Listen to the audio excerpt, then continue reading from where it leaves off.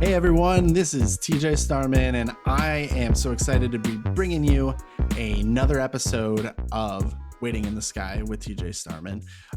This is episode 208. We've been doing this second season for a while now. I have just been enjoying every moment of it. It's been a blast. Some exciting news. We actually just dropped our very first piece of video exclusive content over on our YouTube channel. And so I was hinting on that for a last couple of episodes, kind of planting some seeds. Hopefully, some of you subscribed in preparation for that. But it's a Pokemon challenge. This was Pokemon Leaf Green with water types only. And I played through the game. This is my first time doing a challenge run of a Pokemon game, and I had a ton of fun with it. And it was a lot of fun coming up with a script and finding some nice little gags and memes to sprinkle in there. So I think a lot of my personality got in there, a lot of my humor, and then Richard came through, did another pass, and got some of his humor in there as well too. And I am super satisfied with the final product. I hope that a lot of you are too. So if you are a fan of Pokemon, definitely recommend checking that out. Subscribe because we're going to be trying to put those out on the last Friday of every month is our goal to get those Pokemon challenges out. So that's just the first of many. Um, Other than that, also be sure to like, comment, rate, review, subscribe, all of that fun stuff.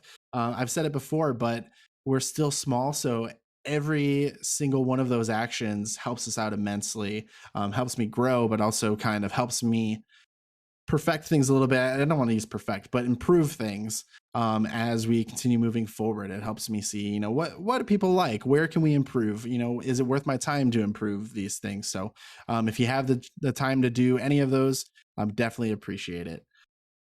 But yeah, this is an exciting episode because we have a very heavy TV show episode this week. And we're going to be talking about Stranger Things.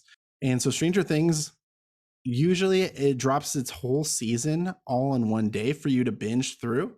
They kind of did a different approach this time where they're doing like a two batch release with this. So we got the first 7 episodes of Stranger Things season 4 this past week. And we're going to be getting the final 2 episodes on July 1st. So we got a chance to dive into these first 7 episodes and kind of share some impressions in a non-spoiler conversation. I was super excited to bring on Colin and Whitney, who are the hosts of Scoops Ahoy, excuse me, which is a Stranger Things dedicated podcast. And so they have some amazing takes on the series, a couple of super fans of the show. So definitely check them out if you want some more Stranger Things content. But great segment with them. I was so happy that they were able to join. The second half of the show is going to be kind of getting us geared up and ready to go for a season that is about to release. Actually, at the time that this episode is releasing, the new season of The Boys, season 3, is going to be dropping its first episode on Amazon Prime tomorrow, June 3rd. So, in order to get ready and kind of hyped up for that, we had a great conversation where we talked about our top 5 non-Soups characters and our top 5 Soups characters from The Boys. And I had a couple of great guests for this. We have Josh and also Mike from Australia joined us for that conversation. So some really good points. We did the same thing that we did with the Spider-Man top 5 to give you some perspective because we're sharing all 3 of our personal top 5 lists in that conversation. So definitely check that out as well. But before all of that stuff, I know it's time to get to the segment that everyone knows and loves, and that is the dick pic. Richard, how are you today? I thought I'd be better, but I'm a little disappointed, and I'm going to tell you why. I recently decided to get back into one of my favorite pastimes, which is Magic the Gathering, and it was a very big part of my college experience to the point where me and some friends started up a club, and we got to spend about 5 grand a semester on Magic the Gathering. I've even got a tattoo of it on my body. At one point in time, it was a very big part of me, but I stopped playing for a while, mostly because I just didn't want to spend that kind of money that I used to spend on cards. But recently, I did decide to play a little bit and look at the secondary market, and I'm just beyond disgusted with the way people price things anymore because it seems like Wizards of the Coast has just gone full out saying, hey guys, we like money, give us some money. And, you know, back in the day, I wouldn't mind giving them my money, but then something came along called Secret Layer, which kind of really devastated my confidence in giving Wizards of the Coast any more of my money.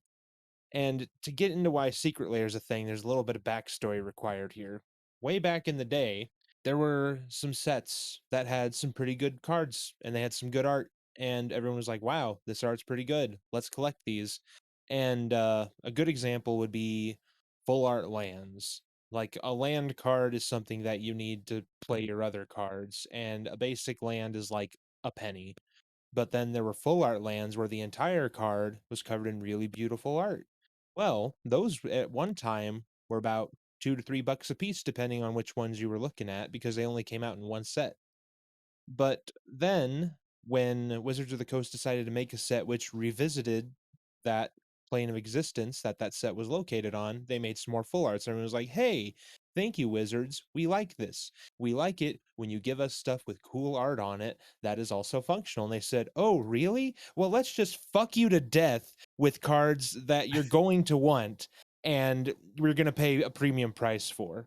So if I'm looking here, like, let's take a look at this, like the Astrology Lands Aries Foil Edition. So for 5 foil cards for 5 basic mountains, you're paying $40. Some decks need like 20 mountains. So if you want to get actual playable sets of those cards, you're going to be spending big I said big butts and I meant to say big butts. I'm a child. Big I said big butts again. I can't even remember I can't even remember the point I was trying to make now because now I'm just focused on big butts rather than Magic the Gathering. Now you know how Big Sir Mix-a-Lot feels. Yeah, now you know how frustrated I am because I can't even get my words straight anymore. But big bucks. You're going to spend big bucks on cards. Big bucks. And Yeah. so, a lot of that, because I'm not a Magic the Gathering, I've actually never been a Magic the Gathering person. Um, my game of choice was Yu-Gi-Oh, and it was still mostly like collecting, which I can relate to the fact that I actually have started getting into that a little bit more recently as well. And through that regard, like I totally understand your frustration because Yeah, it's um, like imagine wanting your favorite Yu-Gi-Oh cards, but only at a premium price point. right, right, and I think that's something that Konami hasn't really run into. So I'm very grateful that hasn't hit Yu-Gi-Oh, because that would be extremely frustrating. And I totally understand for someone like yourself who actually wants to play and wants to like really have just like the best experience, that they're making it very difficult for you to accomplish that. Well, it's not even about having the best experience. It's about getting the fucking card I want. That's what's frustrating. How do I get the card I want when everything's at a premium price point? And that's not even just Secret Lair, that's the entire secondary market as a whole. Because imagine a really good card, like, okay, a good way to think about it is there's this thing called pre release, where before a set's officially released, you go down to your local game store, chip in $20, and you get yourself a couple packs where you can actually build a deck out of it and then play your friends, and you might get prizes at the end of the night if you're lucky. And basically, with a pre-release, you can get some good cards before the set's even out, and then people will go on TCG Player and list them. They're like, "Oh, this set's not out yet. Well, this card's good, and it's going to be money. So here it is for $70. Better get yourself a copy before the set comes out." But then the set comes out and something comes along that beats that card. And now that $70 card you bought, congratulations, it's 10, you stupid bastard. And I hate the way the secondary market operates because everybody does that. It's like going to GameStop and trading in FIFA '07 back in the day and they give you 5 cents for it. That's a real thing that happened, by the way. I was with a friend that traded in that game and they got 5 cents for that. And Well, to be fair, the I mean, value it is plummets FIFA. significantly Yeah.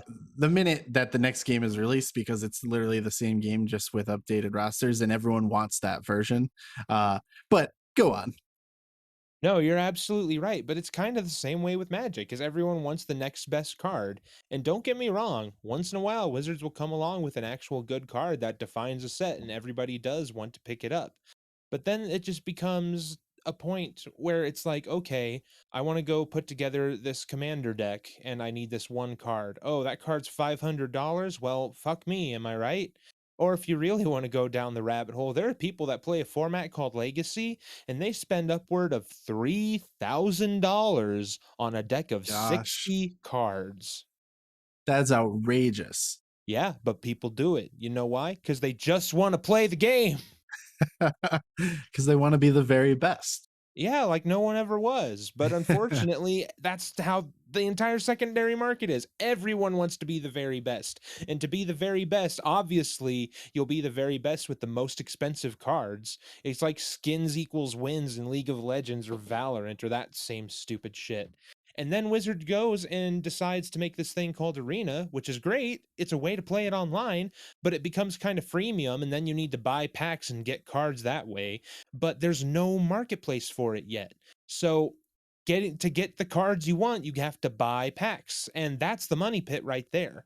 So the main point I'm trying to make is go download Cockatrice because it's free.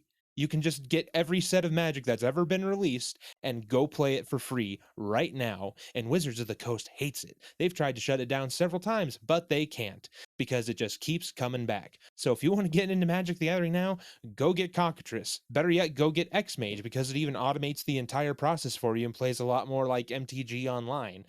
But yeah, just I'm done with Wizards of the Coast. I just don't want to give them any more of my money, but I want to play the game, and I just hate how they become these money grubbing bastards over the years. Yeah. I'm totally with you there. Uh, quick note: if the Wizards of the Coast legal team is listening to this episode, these views are personal and do not reflect the views of this podcast. Thank you. Uh, Yep, that is correct. but I think everything you said, I feel this kind of secondhand frustration because it sounds like they've kind of taken this pay to win approach that has been shown in some of the games you listed there for like digital products and just kind of extended it to their physical product as well. And so I can only imagine, if you're, especially for someone like you where you're trying to get back into it, you're not even like a player that's stuck around with it and kind of saw this gradually happening. You really just want to find a nice entry point to get back into this game that you love. Yeah, I mean, I'm kind of lucky in that regard because I still have a lot of my old cards laying around. So I don't really have to go card hunting or anything. But let's say I do want to go get something. Like if I go to TCG Player literally right now as we are talking, and I look up one of my favorite cards of all time, it's called Emrakul the Aeon's Torn. And there's a whole backstory I could go into there, but that would take another 40 minutes. But even if I just look that up right now on TCG Player, one Emrakul is about 36 bucks. And that's for one card. And if you're and if you're going to run a deck that requires 4 of them, because that's the max you can have of a copy of a card is 4. So we take that 36 times 4. Oh great, that's $144. Or if you want to be a really cool boy and go out and get the Pro Tour promo, that's $91.22 for that card. Multiply that by 4. Congratulations, you're spending $365 on 4 cards. And there And are people that do that. yeah, like, I mean, I do want to be a cool boy, so I would be out that much.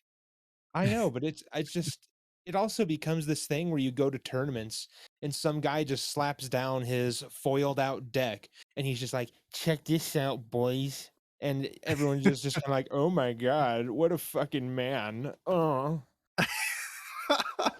We're gonna have to clip this out for some sort of soundboard or something at some point.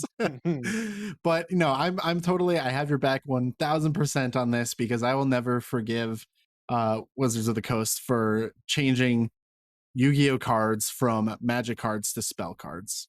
So I'm holding that grudge forever. I think you're talking about Konami there. Wizards of the Coast doesn't touch Well, Yu-Gi-Oh. well, Konami had to because they were making a big deal out of it because of Magic the Gathering. Oh, okay. Yep. They wanted to corner the market on the term magic cards. So I guess I get it, but I'm just never gonna forgive it. Oh, Uh, yeah, that is kinda stupid, just trying to copyright a word.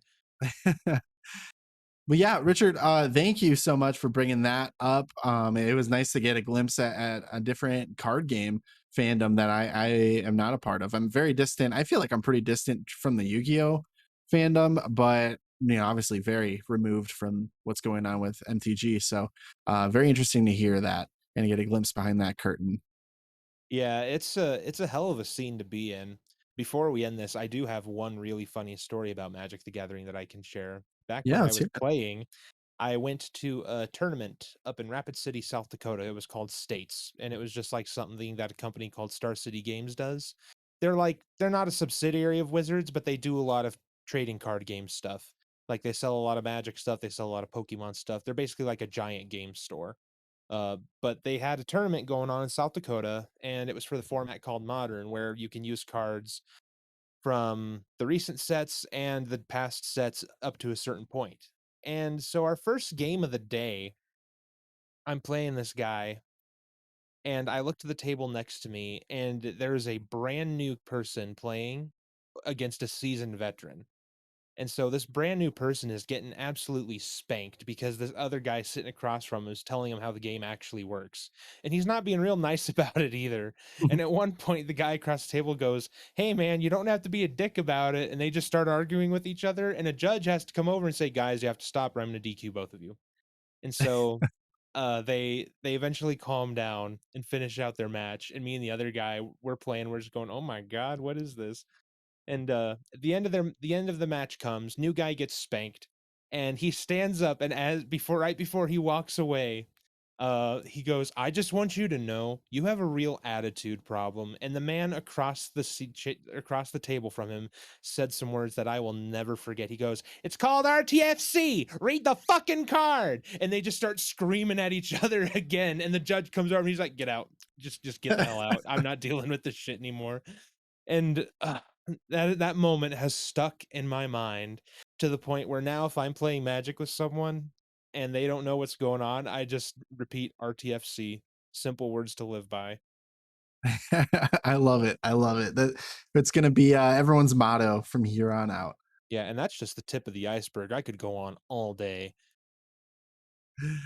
Awesome. So yeah, I had no idea that the MTG game was just so filled with drama. Apparently. It's a special kind of hell at some points. Well, thanks again, Richard, for keying us into what that's like. Let's kind of shift gears a little bit and just we are going to jump into the conversation with the Scoops Ahoy podcast. That's Colin and Whitney talking about Stranger Things season 4, volume 1. All right, so we are here and ready to get into a Stranger Things season 4 conversation. So, full disclosure, I have not been able to watch all the episodes that were released in this volume 1 yet. So, I am still about 3 episodes deep into it. With that in mind, we are going to keep this kind of non spoilery, and I know that's going to be, I don't think it'll be hard, but I think it's going to be tempting to jump into a lot of spoilers with the guests that I have on. And that is Colin and Whitney. They are the hosts of Scoops Ahoy, a Stranger Things podcast. Colin, Whitney, how are you two doing? I'm Great. good. How are you? I'm doing fantastic. I've been watching not only Stranger Things, but also the first couple episodes of Obi-Wan, also Top Gun Maverick. So I've had a lot on my plate. I really wish I could have gotten through all of these Stranger Things episodes, but I know you two definitely did. Yeah, Yeah. we cleared off everything else. Well, I did. Whitney got advanced screeners, so she saw them all Yeah. about a month ago. But I started about 7 o'clock yesterday morning, Friday morning, the release day, and yeah, just went straight through pretty much.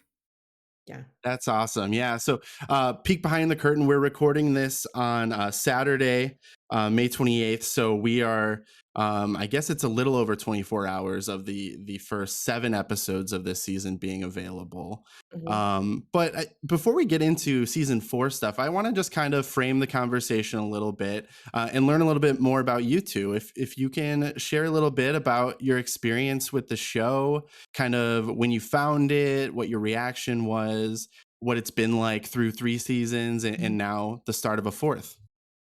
Yeah. Yeah, Whitney, you should start because you started it, really. Yeah. So if you guys remember, they did not do very much marketing for season one. And I randomly was reading an article and it was listing like upcoming Netflix originals. And it was just a small blurb. And I saw Winona Ryder was in this new show. It had a supernatural twist and it was set in the 80s, which is just speak directly to my heart with that. And I started watching it and I told Colin, because Colin and I have been friends for years, and I messaged him and was like, "You're gonna love this show. You have to watch it." And he tried maybe the first episode, and he was like, "No, it's not really my thing." And I was like, Excuse me? Like, what do you mean you don't like this?" Like, we like everything that's the same pretty much. So I was shocked that he didn't like it. And he finally gave it another try, and now he's just as obsessed as I am. Yeah, it was about 3 or 4 more tries. I kept trying to get into it, and I'm like, Mhm. "This is really not." I don't really do kinda angsty kinda things, but Mhm. I did like the '80s aspect of it and the sci-fi. I was a Star Wars nerd growing up, so I'm good with sci-fi and that kinda stuff, but it just seemed really dramatic and really angsty, and I'm just like, "This is really not my thing, but okay, I'll keep watching." Yeah. Yeah, Which it's funny, Whitney, you mentioned that there really wasn't much marketing. Like I remember explicitly when I first discovered the show, and I think it was literally just because it was the landing page on Netflix when I started it up Mhm. and started watching it. And it's kind of this like marriage of sci-fi, but also fantasy and with horror set in Mhm. the 80s. And it's just like, I'm a big I think you should leave fan as well. So I'm going to use the term cosmic gumbo to describe it. Sure, yeah. uh, Yeah, and it's funny because like I write about Stranger Things for a living, or just TV shows, but Stranger Things is one of the shows I cover, and it really was almost the show that gave birth to binge watching. I mean, I don't think people binge watch stuff before that. I mean, there might have been one or two, but it's up there. It's definitely in the top five. yeah, Yeah, and definitely. I mean, the other interesting thing when we decided to do this podcast, and we were kind of, I listened to a lot of podcasts, and I was listening to, I don't remember which one I was listening to. Oh, the West Wing podcast, I think at the time, and they do like a little recap at the beginning, and then they just kind of talk. And then a couple other podcasts I did kind of like segments at the end, like fun, cool things or whatever. So I was trying to think of segments that we could kind of do at the end of ours, and it struck me before we did our first episode that I was the exact age at the exact time that these kids were, because I was born in '71, so I was 12 in 1983, which is how old these kids were. So I kind of got into it, through my own head of like, oh, these kids are going to school and these are their clothes and these are the games they're playing and these are the board games they play. And, this is what the pudding container looked like when they had snack Mhm. pack pudding and stuff like this. So that actually became one of the segments of our podcast is the Colin moment, like things that I would flash back to at the same age that these kids were. So that kind of gave a neat little twist to it too. So that helped me get into it, even more.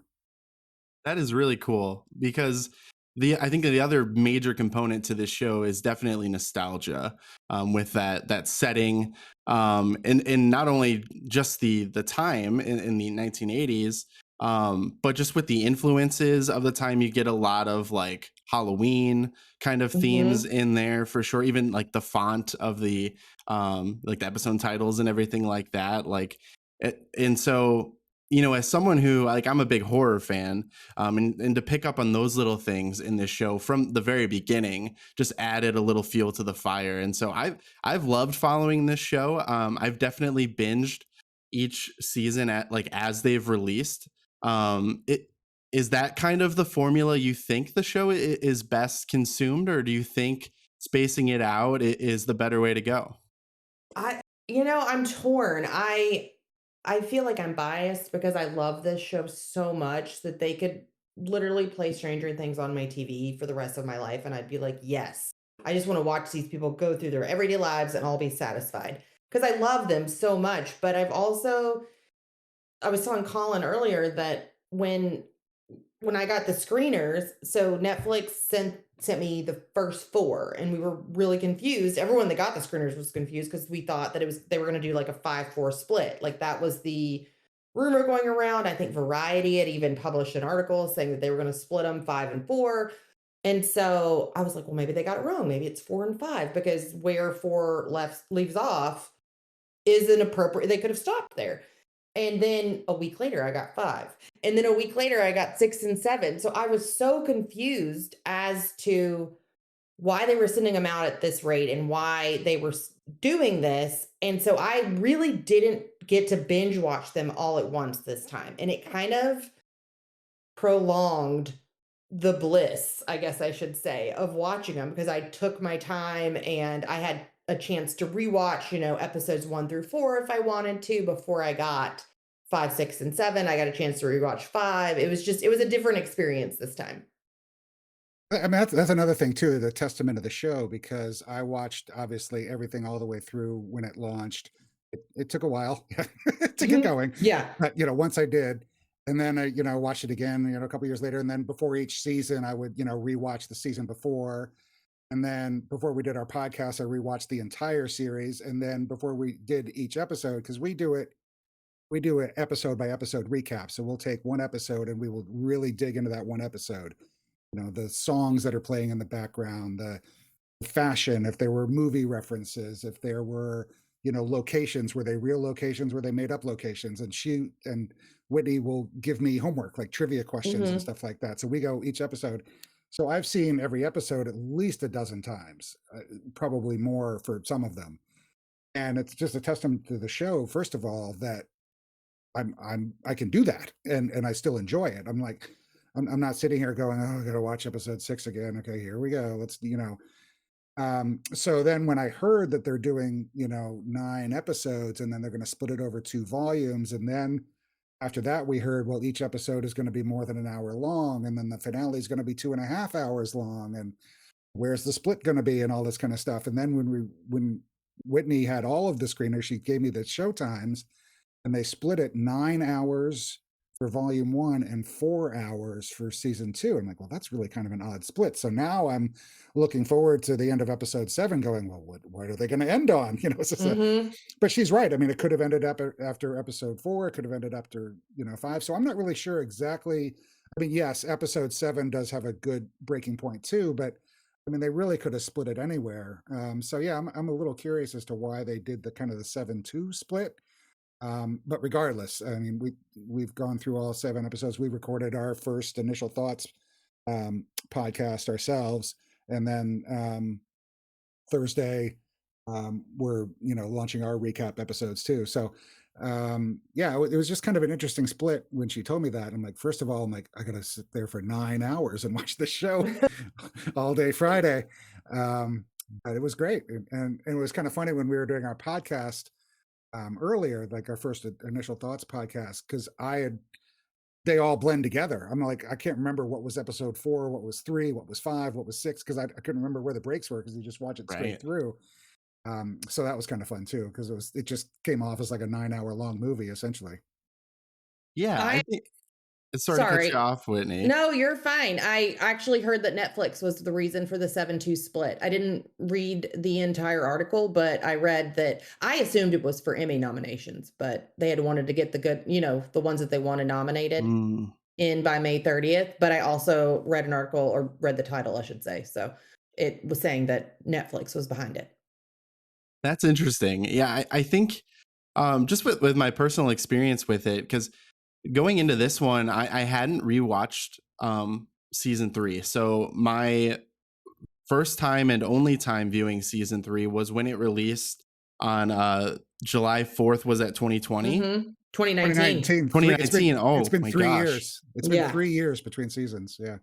And I was worried about it I was worried I would be rusty on a lot of things, and I have been to a certain extent, but I've also been kind of surprised at how well I've been able to recall a lot of things. And I think that's another testament to the show with just having not only an impactful story and themes, but also the characters themselves. Like it was an ensemble cast to begin with, and it's just been growing, especially, I mean, like the cast has literally been growing into adults, but also Yeah.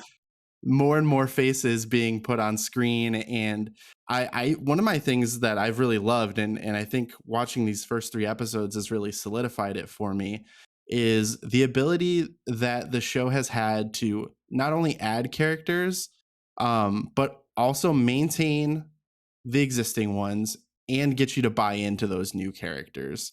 So I'm kind of curious, just with the new season, are there any characters that you have really enjoyed, or have fallen short for you, if that's the case, or how are you feeling about some of the mainstays as well?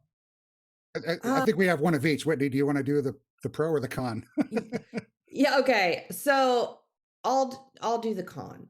And I'll just blanket my statement is that I love Argyle and Eddie. Like that is my pro. I love them. I think they're great. I think they add a lot to the cast and to the show, but I also feel like the Duffers love their characters so much that they don't want to get rid of any of them. And while yes, I love them too, I kind of feel like some of them get sidelined this season. Um you just I don't feel like Will and Mike and Jonathan have a lot to do this season. And I think that's part of the problem that they have all of these great characters. They just don't have enough story or time for them to go around and really focus on each group.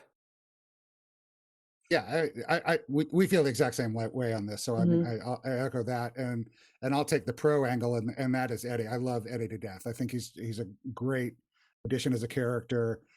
Really moves the story forward, and he plays a big role in the second half of Volume 1 too, and I'm sure Mhm. we'll in Volume 2. So when you get there, you'll see that and really appreciate him for the character he is. Argyle is great as the comic relief, which I was kind of worried going into the season because all we've heard going into it was it's a darker season. There's the Duffers are going to really go kind of full bore horror and stuff and there is plenty of darkness and horror in it, but I was worried that they were going to kind of ditch the comic relief route, which is what I really loved Murray's character, for example, and I also love this edition of Argyle too. So they do have a nice balance, but yes, the field is very crowded Mhm. at this point, and nobody's really dying off. Spoiler alert. So characters are going to get sidelined, and yeah, Jonathan, Will, and Mike really have nothing to do so far in Volume 1 Yeah. anyway. So we'll And see that what could Volume 2 takes change. us. It Yeah, could it could. change in volume 2. It's not like Right. it's not like there's a dead end with their story this volume. So it could easily change in volume 2. I don't want to crush anybody's hopes if Right. that's their favorite plot this season. It easily could open back up and give them center stage for all I know. And it's really interesting too that they open Volume 1 with them. I mean, on paper they are the stars of the show. It's Eleven and Mhm. Mike and Will. So after that first 8-minute scene, flashing back to Hawkins' lab with Brenner, we open in California with Will and Eleven getting ready for Mike to come visit. So I know they do have to introduce the other characters. We can't just launch right into Eddie, playing a guitar in a band somewhere. Mhm. But it is kind of interesting that that's who they kind of lead off with, because you also have Hopper and Joyce and Murray storyline going on. Then you have 11, and then you have Paul Reiser comes back as Dr. Owens and Brenner, and so that whole storyline. So it was kind of interesting to see where they started, and they obviously started in California with those kids. So it's just an interesting choice, I think. Not good or bad, but Yeah, definitely different. I think you make some great points. Like, I think I am excited to see all these characters that I know and love. But yeah, you're totally right when you say like their roles definitely shift and shrink to kind of allow for some more people to be added to the puzzle. And I just had the thought earlier as I was watching a couple of the episodes this morning, um, about how Mike was really like the main character in season one. Right. And I've Mhm. noticed that he is kind of a background thought, at least through these first couple of episodes I've seen, and it does sound like that kind of carries over at least through the first seven. It Yeah, does, and I know people get I I have to read all the stuff in the fandom, and so this is a very very rabid fandom, and there are people that will die on a hill saying that Will is the star, or 11 is the star, or Mike is the star of this show. And while it is an ensemble cast, obviously, it's about 11 when it comes down to it. It's about this girl who has been taken advantage of her whole life, and everyone has used her for one reason or another. And whether people like it or not, this is about her, is how I feel. And, I'm not saying that the actors or the characters aren't, I don't know, important's not the right word, but I feel like they're there to further 11's story along. yeah. When you think of Will, I mean, everybody kind of looks at Will as like the lead. I mean, he's like the star, but he wasn't in season one at all, No. really. I mean, he bikes away at the first episode of season one, and we don't really see him again until the end of the season because he's lost in the upside down somewhere.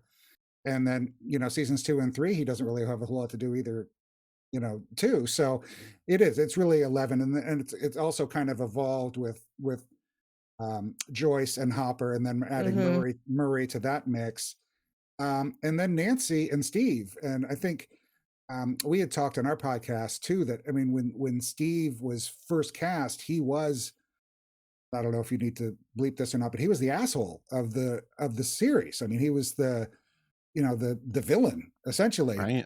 but he was just so likable and so cute, and was just such a great actor that they kind of mid-production shifted the whole paradigm to kind of make him more of a hero. And that's why they brought in Billy for season 2, so they had kind of like that high school jock who could be the antagonist, because Billy wasn't going to fit that bill anymore because he was so likable and so good. You mean um Steve? Sorry, Steve, yeah. So now it's become kind of a Steve and Nancy show, and a Murray, Joyce, and Hopper show, and an 11 show, which doesn't really leave, I mean, obviously Dustin and Lucas are tossed in there too, but it doesn't really leave room for Mike and Will anymore because everybody is so splintered and scattered. Especially in this season, we got storylines in Russia and Alaska and New Mexico and California and Indiana. So everybody's kind of all over the place. It's not like the first 3 seasons where everybody was still in Hawkins. They may be down the block from each other, and separate, but they're still in the same town. I mean, now we're scattered to literally the corners of the globe. So something's got to give, and this season it was kind of Will and Mike. Oh, absolutely. Yeah, I think that's a great point. It's literally geographically scattered, like you pointed out there, and these characters do feel distant, because I think the show established early on, like it was a group of friends, like childhood best friends that did everything together, always riding their bikes around town, and I think that was part of what was so endearing about the show, in its debut season, and I think that carried on through at least the second season.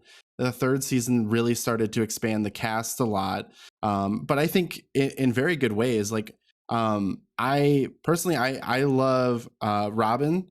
I Mhm. think that she was a great addition to season 3. I absolutely adore that relationship with Steve, and the way they are just kind of like surprise besties.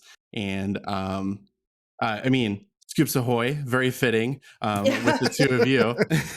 Yeah. And I loved the pivot to, if anyone is upset about this, I don't think it's a spoiler, but to a video store now, and all Mhm. of the fun references they get to sneak in with that setting as well. Yeah, Yeah. I was very pleased to see that they're still working at Family Video. So that was kind of fun, and seeing the posters in the background. I was watching it with my wife, And she's like, "What is that a poster for?" I'm like, "That's The Last Dragon. Remember that movie?" Yeah. It took me a second. I'm like, I think, yeah, it's The Last Dragon, because Steve is like standing right in front of a Last Dragon poster, but you can't see where it says The Last Dragon. So I was like, look, I'm like, that's The Last Yeah, I Dragon. also saw like Teen Wolf at one point was Yep. another one I saw. Yep. And I think it's fun because you get these character interactions that like they still hit on the favorites, you know, they still play the hits, so to speak, and you get those Dustin and Steve moments, which are still golden from what I've seen thus far. One interaction that I actually made note of through these first 3 episodes, it may have been the first episode actually. There's a fun back and forth between Max and Dustin, and Yeah.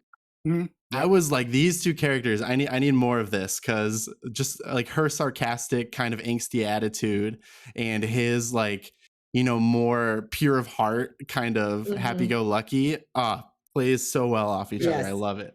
It does. Max is fantastic. Whitney and I were talking about that Sadie Sink does such an incredible job this season. Episode 4, which you haven't gotten to yet, she just shines so Gosh. brightly. She is amazing. And I we do, agree. yeah, one of the segments that we do on our thing is we do an MVP of each episode, and then at the end of the season we do a kind of a roundup, and it's going to be hard to think of somebody other than Sadie Sink as the MVP of the season. She just blew it out of the water. She was so great. I'm totally on board with that. I think even it sounds like it gets even better, but I've been impressed just through the first 3 seasons. Oh, wait until episode Or 4. episodes, excuse me. Episode 4, it'll Yeah. blow your mind. Yeah, she's great. Yes. It's definitely set up for her, and so I'm excited about that, especially to hear that reaction. Netflix veteran Sadie Sink at this point after the Scream, or not Scream, Fear Fear Street, yeah. Street. Fear Street, yeah, and I thought she did great in that too. So it's nice to see that you both also kind of saw that from her and that she was a standout thus far. Are there any like other relationships that you've really enjoyed throughout the show that maybe you did or did not get another taste of here? Dustin and Steve, first and foremost, enough? is You the best. Are you saying you didn't get enough of Dustin and Steve this season? No, I love Dustin and Oh, Steve. okay. They're my favorite couple, if you want to call them a couple. They're the. I mean, I could watch them read a phone book to each other. They're just so great. But yeah, I like, on the positive side, I like just seeing, you know, Robin and Nancy do a lot of interaction this season, and they haven't done Yeah. before, and they actually make a point of saying that to each other at one point. Forget what episode it was, but you know, we really I think haven't I had a saw lot. that, so it may Yeah, have been episode 3. I want to yeah, could say. be. You know, we You're have. really sorry. You're really getting into the Robin and Nancy meat of their relationship right around episode 3, and then it really picks up in episode 4 through 7. Yeah. I mean, and another, I mean, this is just like a little one too, but I really loved in the first episode the interaction that Eddie and Chrissy had at the picnic table in the woods where she was buying the drugs from him. Oh, I thought, did too. I mean, that was just such a Yes. great, sweet little scene, and it was fun, and it was just really well written and really well acted, and I mean, the characters had some dimension. You know, he wasn't just, you know, the punk with the, you know, heavy metal band pins, and she Burnout. wasn't, yeah, and she wasn't just, you know, the prissy cheerleader, you know, who's above everybody else. I mean, you know, that scene in of itself and kind of encapsulates, you know, how great the Duffer Brothers are at exploring characters and building characters and not just having them be one dimensional, you know, through the whole thing, which I think is another, you know, big point and a big plus for them. And just a super important scene between those two as well. And I agree. Yeah, I thought there was a lot of you know, touching moments in that interaction where you get kind of that, you know, Odd Couple Breakfast Club sort of vibe just from the brief time they share on screen for that scene. And I think I'm looking forward to more of Eddie from what the two of you have already talked about in the second half of this. Um, Definitely something I'm looking forward to. One character I am not as big on, that was a new introduction here as well.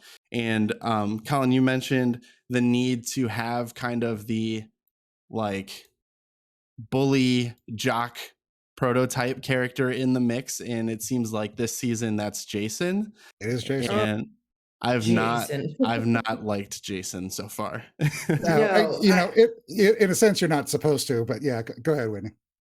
I feel like they give Jason too much screen time, to be honest. If there was anybody I could cut out, it would probably be him. I told Colin this morning, I was shocked that they, that if you paid attention to or the Stranger Things Twitter account, they introduced a lot of characters and gave them their own card and gave them a little description. And I know Jason, Chrissy, Patrick, Dimitri, Yuri, they all got one, but somebody like Fred Benson, the guy Logan Riley Bruner, he didn't get one. And Fred, I feel like Fred plays a really important part in the first 2 episodes. Yeah, well, aside from this character being named Fred Benson, which made me immediately think of iCarly. Yeah, it was so funny. I was sitting there watching. I'm like, that was his name in iCarly, wasn't it? Nathan Kress's I Googled it. I knew I Yeah. had to confirm this information. Yeah, I think that was it, right? Yeah, it was it. Okay, yeah. and I agree. I would have liked to have seen more, because I almost felt like I think it was in episode 2 where he made the impression enough for me to take out my phone and Google that. I was like, have I seen him in past seasons? Like, has there been more Fred that I've missed? And no, it's so I do think we would have been served to have a little bit more Fred in this season. Are there any other new characters we're missing so far? Or maybe some that I haven't really seen yet in the first 3 episodes? I think you mentioned Dimitri and Yuri. I maybe got a sprinkle of them thus far. Yeah, Dimitri's the guard at the prison that Hopper talks to sometimes. I can't remember exactly where the episode's cut off, so I'm trying really. I don't want to spoil anything. Not that I would, but he's in Russia in the prison, and then Yuri is in Alaska. That's right. Okay, Yeah, I'm definitely getting to, I think, where that side of things is starting to pick up. Gotcha. If you watched, did you watch Game of Thrones? If you watched Game of Thrones, the guy that plays Dimitri played Jaqen, the faceless man who trained Arya. Oh, interesting. Yeah, I definitely did not pick up on that. Yeah, he was one of my favorite characters in Game of Thrones. He had longer hair, but same guy. So yeah, he's the guard that's helping Hopper, and then Yuri is the one in Alaska who actually is kind of like the middleman with helping Joyce and Murray get to the prison. So they're in there, and then you have all of the Victor Creel family who will start playing a role. I don't know, I can't remember when they come in, but that was in the flashbacks to it was like the late 50s, I think, right? Whitney, somewhere in there. Yeah, 1959. 59. So you'll see all of them, and then another character who's only billed as Friendly Orderly they haven't met Friendly Orderly yet. Yeah, he pops up at the end of the season. He plays a rather large role too. So yeah, there's plenty more, even more characters still to come. Yeah. Very excited to see a few new faces and add them to my collection of favorite Stranger Things characters.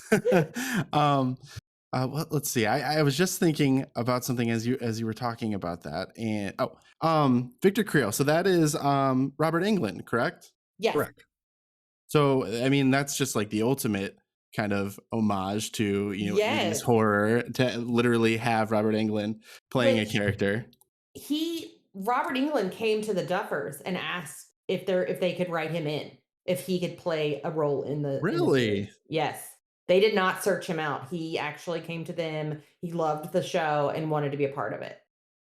That's fantastic, because I actually I got into horror later in my life when I guess when I thought I was safe at a certain point.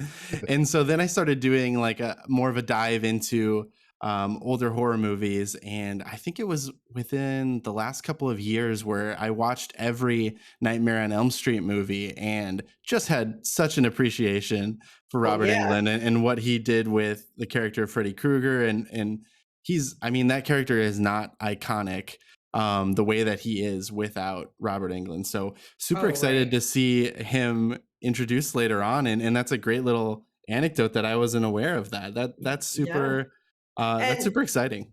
are you aware of the video store Fridays that the writers did for Stranger Things? Have you heard No. about?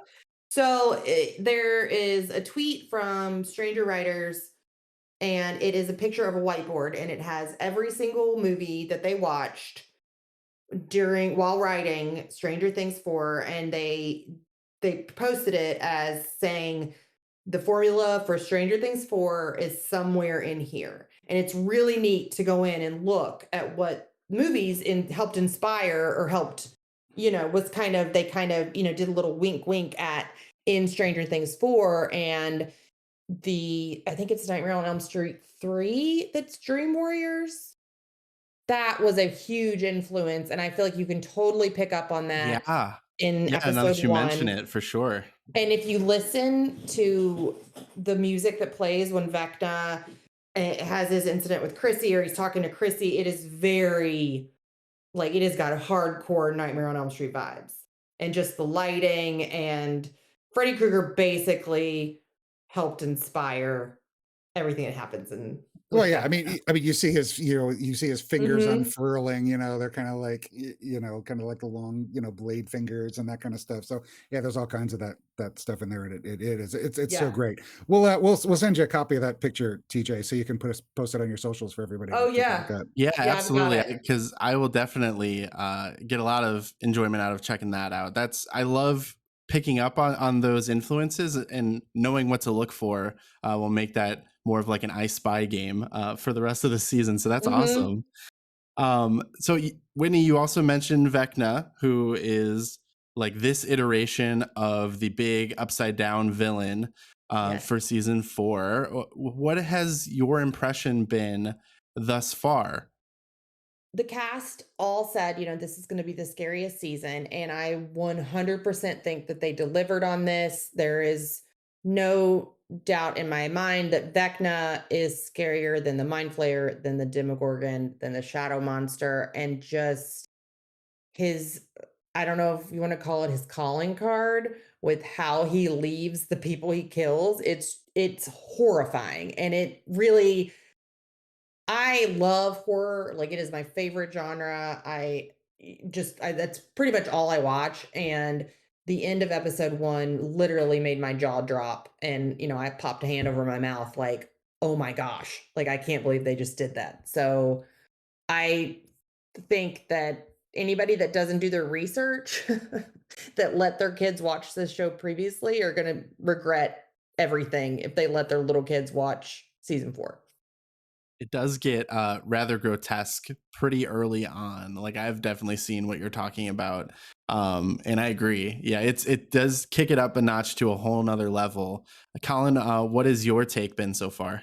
I really like him a lot. And I think he's just, everything about him, just kind of the way he's made up, and his voice and his fingers, and yeah, the path of destruction that he leaves.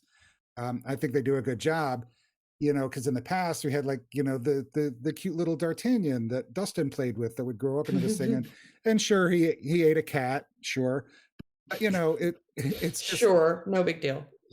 but it was, this guy is just so menacing, is the word that I would use. He's just, and quietly menacing. He's not, running around and, just randomly killing people and leaving a path of destruction behind him. He's just, he's very calm and very slow and very deliberate and just super menacing. And I really like it. I think it's great. Yeah, I think it's funny, the evolution of the villain. I think Robin has a line that kind of hints at it when they're talking about their experiences thus far, and she acknowledges, like, "Oh, I've dealt with this once before, but they've done it a bunch of times," kind of Yeah, thing. right. Yeah. Yes.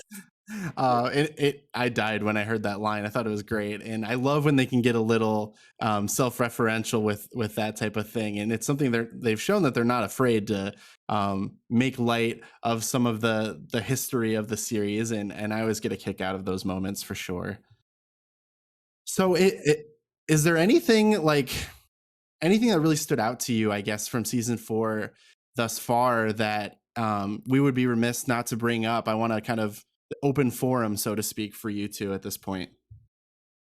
Well, I mean, we've been singing its praises the whole time, and you know, Whitney and I were kind of trying to, if you put a gun to my head and I had to say something negative about it, I on the pro side, I will mention we talked earlier about all the disparate storylines all over the place, and I thought the Duffers did a brilliant job, and you know, they directed most of the episodes, and then Sean Levy obviously did episodes 3 and 4 like he always does, and the writers' room helping. They did a great job, I think, of bouncing between the storylines, because that could have gotten A, confusing, and B, tiresome. But I think they did it really, really well. The one thing that I was, you know, mentioned to Whitney earlier was, you know, part of the huge appeal for this show to me was the 80s nostalgia. And you know, for the first 3 or 4 episodes, it's there, and they're in the schools, and you can kind of see the posters in the video store and stuff like that. And then the second half of the season, because a lot of it is in the Upside Down or in the Creel House flashbacks, or there's an extended storyline with, you know, 11, you know, trying to get her power back. They kind of get away from that a little bit, and I missed it, but I understood it. You know, I missed the kind of 80s nostalgia, and you know, those little moments that were like, oh yeah, I remember that. But I do get, you know, why it happened. So I mean, that was kind of my one, you know, if I'm going to complain about something, it may as well be that, I guess. I kind of already touched on it, but out of everything, it is more that I'm kind of bummed that Mike doesn't have anything to do. I'm kind of bummed that, not that I don't like Charlie Heaton, but what is Jonathan doing this season? Not a whole lot. So I feel like sometimes I do feel a little bit like the Callie storyline. It's the comic relief, but it's the only one I'm still interested in it, but it's the only one when we get to it, I'm kind of like, okay, let's get back to Hawkins, or let's get back to where 11 is, and you know, go from there. And it's not, I think Eduardo Franco as Argyle is great. I think he has perfect comedic timing, and he's a nice breath of fresh air, but otherwise, you know, I mean, I I've never watched this show for the relationships per se. And I know that it's great, you know, with Will coming out, and or we think he's going to. I didn't spoil anything because I don't know, but I'm assuming that's where it's going. But I want to get back to the monsters and the experiments, and what's going to happen to 11, versus if Jonathan and Nancy get back together, if Will confesses his love to Mike. You know, I don't really care that much about that part of it. Right. And Yeah. who knows? There's a lot. Yeah, Go I ahead, mean, Colin. we still have volume 2 to come, so we still have 4 more hours of wrap up, and you know, if the past 3 seasons are any indicator, everybody comes back together to, you know, to beat the bad guys. So Yeah. I'm assuming And that's where we're headed, and you know, they will probably have a role, but you know, yeah, it is, you know, that is kind of one of the, you know, it's not really, I don't want to complain, because right, I'm not. we love this show so much, and it is so Yeah. great. It Um, feels like I'm like hurting somebody's feelings when I say something bad about it. right, You're hurting your own feelings, I right? right, know, pretty much. right. Yeah, but I do get kind of, I saw this also mentioned in the Rolling Stone review of of part 1, and it is kind of frustrating that we know for 3 seasons, we know that they can't beat the monster until they're all back together. And they are such a delightful group of people on screen, and they have the best chemistry. I don't want to keep them separate for a whole season. I want them to Mhm. go through an entire season together and then beat the monster, because we know it's not going to happen until they're together. Right. Yeah. And I think that's where the show kind of differs from something like Game of Thrones, that is built so much on these different smaller groups of characters and advancing those stories separately. Whereas the whole precedent for Stranger Things is like you've both mentioned, that they always end up together, and they always are teaming up to take down the threat together. And it's almost forecast a little bit, but from just the way you've both kind of talked about it, it doesn't sound like, you know, we mind it that much. It might be a nitpick where it's like we see it coming, we know it's It coming, but is a nitpick. Yeah, yeah, but yeah. we still enjoy it when it actually happens. Yes, for sure. I mean, the California storyline, I mean, it actually makes me laugh out loud. Like there are scenes that I chuckle that you get to watch that you don't get that with the other groups. The risotto scene Oh jumps my to mind. gosh. Oh yeah, that was great. Yeah, that whole dinner scene was great. But even in Yeah. the first 10 minutes of episode 1, once you get past the Hawkins kind of preamble, just when Elle is reading her letter and she's talking about how Jonathan and his new friend Argyle are smoking plants and don't tell Joyce, but they are all Yeah. natural. Yeah. I mean that's great stuff. I mean it's really funny, and it does kind of lighten the episode, and it doesn't put you off right away, as opposed to going right from like this Hawkins massacre and then going right into if Chrissy had died at the beginning of the episode. I mean, good Lord, you just get big pummeled by all this stuff. So it is Mhm. great to have this kind of the Callie storyline, and having some humor in there too. So it's great. Yeah. We nitpick just because we feel like we have to. It's just silly for us to sit here and say how much we love this show. And, Yeah. we got to say something, negative, but Of course. Got to look for that balance a Right. little Yeah. bit. And so all of volume 1, which is the first 7 episodes, is now streaming, and then it's July 1st, correct, for the last 2. Correct. Correct. Yep. So there's still 4 Awesome. hours. It's about an hour and a half for the episode 8, and then 2.5 hours for episode 9. So keeping it kind of, I think a fun way to frame it, based on your experience with the first 7 episodes, because obviously you were going to be excited about the finale of the season anyway, but based on where you were at before watching any of season 4 and where you're at now, are we stock up or stock down on the last 2 episodes? Stock up. Yeah, we're always stock up. So Yeah. Let's just say it does not pull a Lost, where I felt like when you, and I don't know if any of your audience listens or watched Lost when it was on air or watched it since it went off the air. I think one of the main problems with that series was it always introduced more questions, and you Mhm. got more questions than you got answers every single episode. And this season answers so many questions, and it leaves enough that there's still more to go, but you're satisfied. Like, even though I know I've got, several weeks to wait before I see the finale, I'm not chomping at the bit, like waiting. Like, I want to see them, but I'm fine just digesting the first 7 before I can watch the finale.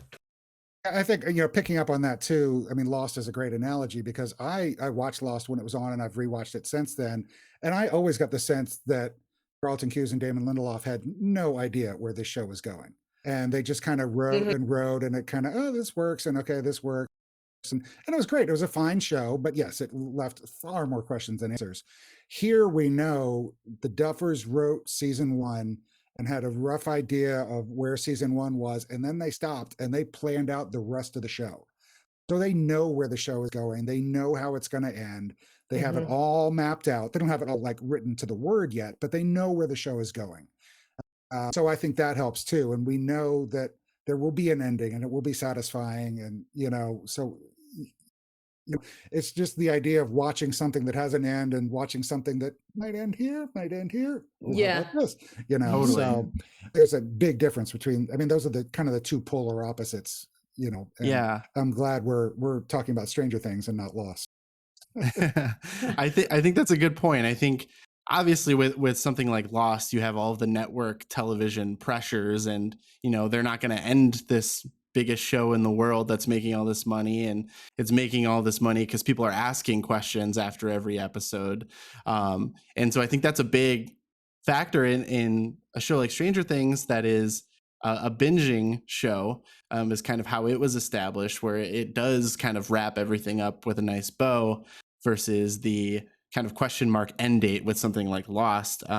Another comparison, even on the same network, is I would look at maybe like the Breaking Bad approach is kind of what you're describing with Stranger Things, Colin, versus something like The Walking Dead, which falls more in line with like what happened to Lost, where they're just gonna keep it going and see how far we can get with this thing while the hype meter's at its peak. Yeah, Mhm. and I was going to bring up Twin Peaks too, which was the same thing. That was kind of my other love for the first season and a half. But then, you were talking about network pressures. The network was pressuring David Lynch to reveal the killer of Laura Palmer. We can't have this open-ended mystery. And David Lynch went into the show saying, "Who cares who killed Laura Palmer? The show is about the characters and the town, and sure, this homecoming queen was killed, and wouldn't it be great to investigate it? But the whole point of the show is not to reveal a murder. This is not a murder mystery that has to be solved." And so once he had to cave to the network pressure and name the killer, the show went right downhill. So again, that's not what we're dealing with here with Stranger Things. So that's it's a huge plus, I think, for the show.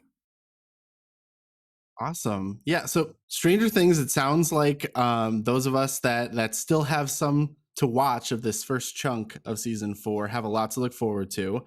I want to thank you both so much for being here. It's been great to hear your passion and your knowledge about Stranger Things, and really it's just fueled my excitement. And so thank you so much for that.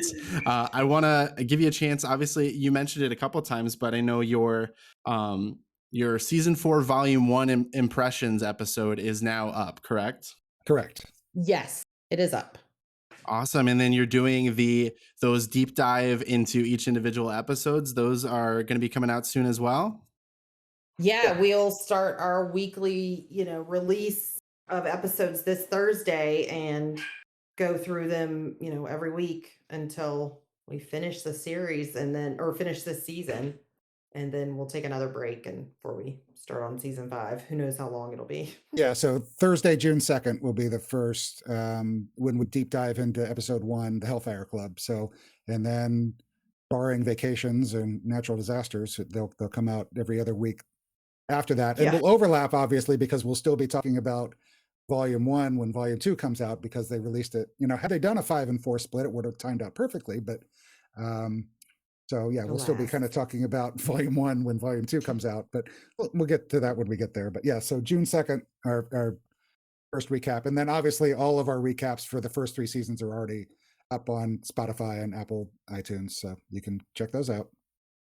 Awesome. Yeah, I think those episode recaps will be a great way to sort of bridge the gap between releases. Definitely something I'll probably dig into to kill that time as well and keep the hype still up there, ready to go for the last 2 episodes. But thank you both again.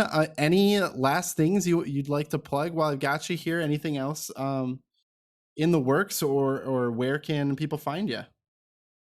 You me at cheatsheet.com. I write, I'm an entertainment reporter, so I cover TV shows, and Stranger Things is one of the ones that I cover extensively. So I have theories, I have, my predictions, I have all sorts of stuff. And if you just go to cheatsheet.com and then look up Whitney Danhauer, you can find my review for all of season 1, volume 1. And then I did a recap for each episode that's just, no commentary for me, but just like reading, redoing the episode that we watched. So you can find me there. And then Scoops Ahoy Pod, we're on Facebook and Twitter. And so that's where we'll announce when the new episodes come out. And then we also, when we talk about things during the episode, we talk about, I'll post a link to that. So there's also a lot of links of, kind of movie references and things that I happen to look up on the internet that tie into the episode. So it's all there on Scoops Ahoy Pod on Facebook and Twitter. Awesome. Highly recommend following both these people doing absolutely great stuff. If you're a Stranger Things junkie, I would hazard a guess you're probably already familiar with their podcast, but if you're not, definitely dig into it. I was super impressed right off the bat and really felt like their season 4 teaser episodes, the last couple ones you did, really primed me for going into this season. So thank you both again for being here. We'll include links to all of that stuff in the description, so definitely just check that out if you're interested in seeing some more great stuff from these two. Awesome. Thanks for having us. Yeah, thanks so much. All right, so we are back and we are gearing up for season 3 of The Boys on Amazon Prime. And so wanted to give everyone kind of a nice little preview and slash recap for seasons 1 and 2 as we look ahead to the new season, which, as of the release of this episode, should be the following day. So very close. And I wanted to bring a couple other fans on to have this conversation with me, and I found them both near and far. Near in my own backyard over here in Illinois, we have Josh joining us. Hey, Josh, how's How it you guys? going? I'm doing great, man. Thanks for having me. Thank you for being here. And then from way further away, we have Mike from Australia. How are you doing, Mike? Hey guys, great to be here. It's great to have you. The fun fact for this segment is that we're actually recording this on two different days at the same time with Mike over in Australia. So I'm reporting in slightly from the future. What's the future like? Is it nice or anything happen, or are we good? It seems sunny, kind of cold. That's what you guys have got Okay. to look forward to in 12 hours, something like that. All right, that's fair. Well, you know what's funny, Mike, is I have Stranger Things on my brain because I almost referred to Australia as the Upside Down. Yeah. Well, it's just as valid. I don't know. We got pretty Mad Max Thunderdome there for a while over the past couple of years, but we're sort of becoming a bit more civilized now. Well, I'm glad to hear it. That's good. Yeah. Yeah, it took us a while. So it's great to have you both here. I am always excited to bring on guests that are very passionate about the subjects that we're talking about. And I met you guys in a Facebook group, just jam packed with memes of all sorts of quality. So I am fully expecting a lot of passion from you guys today. So thank you again. I thought it'd be fun to, rather than just focus solely on like a recap of the first 2 seasons or a preview of season 3, let's just have a fun conversation about the boys. And kind of what I settled on and you guys were on board with was doing a couple of top 5 lists. And so we're talking top 5 soups and top 5 non-soups. And these are our personal lists that we're going to be sharing, but we're going to use a format that we actually did in a past episode. If you listen to the Spider-Man side characters top 5 episode, we did the same format that I kind of took from the top 10 podcast.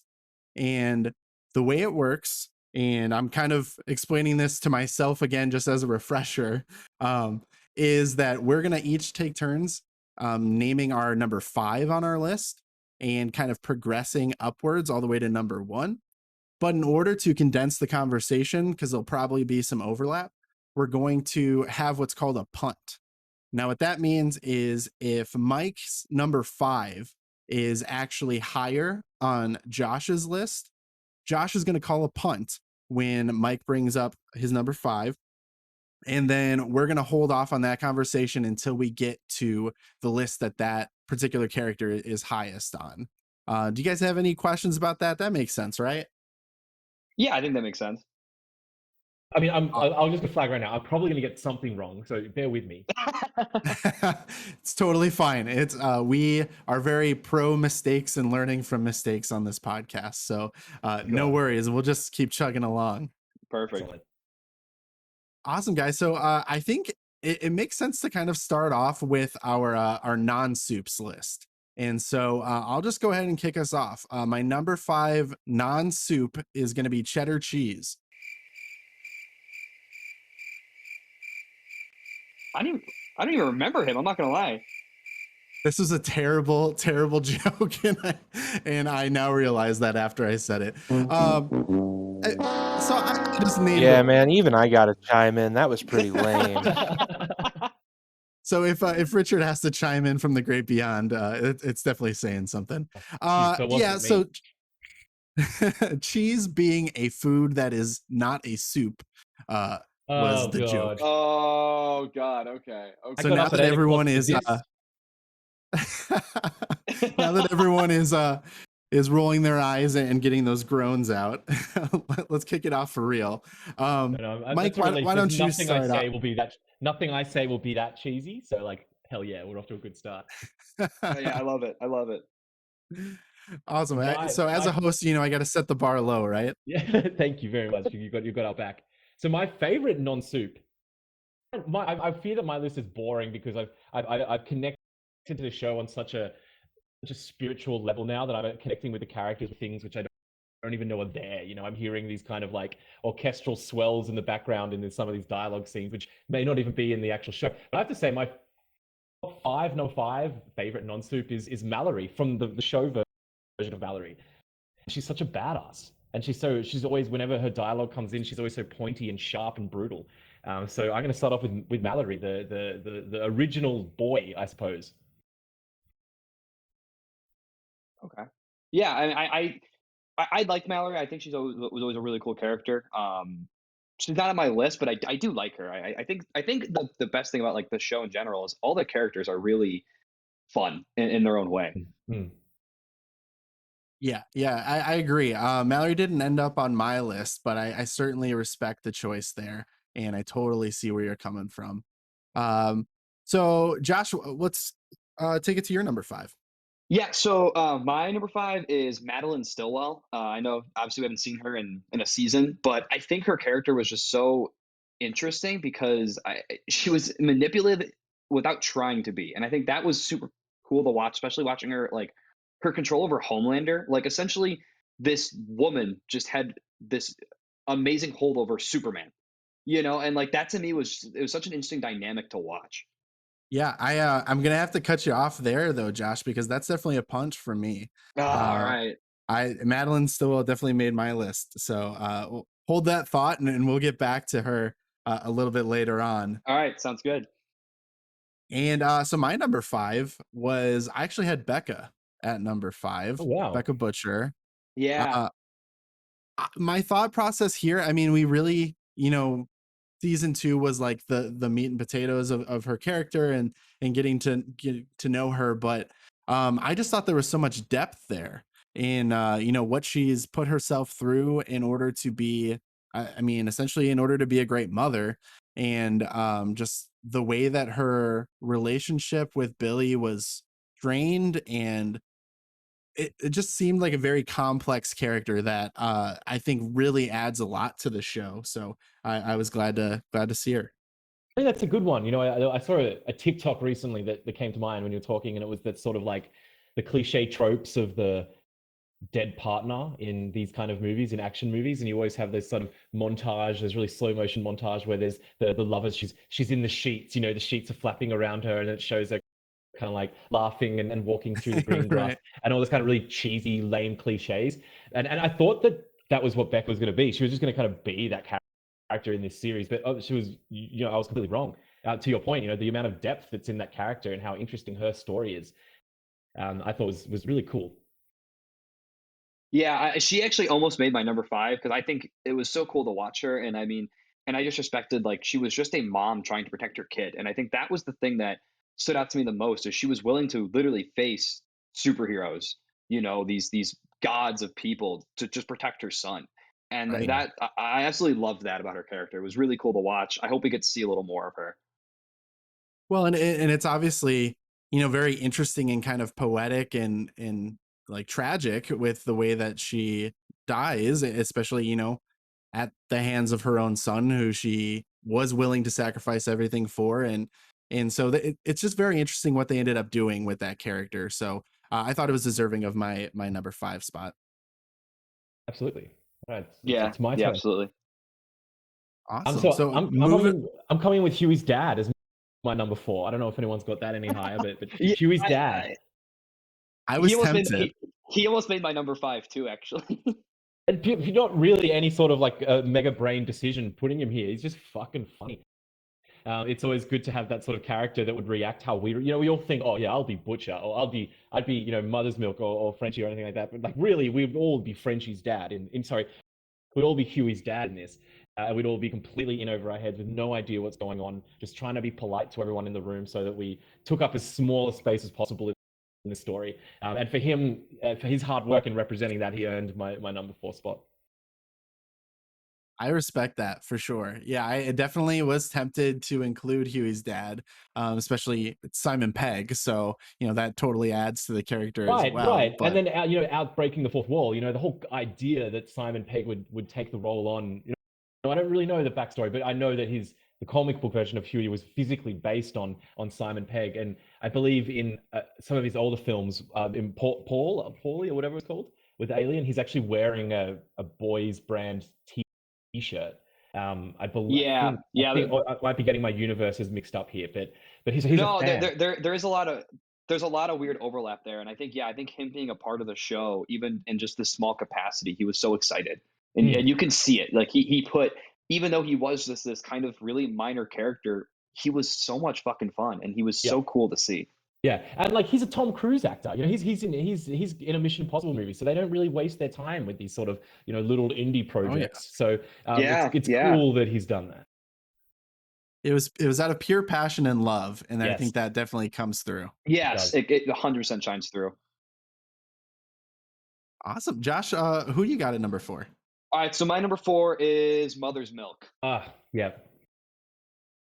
Yeah, is it anyone any Well, higher on that? I have him at 3, but I don't really want to fight it out. I'm more than happy to let you have this one.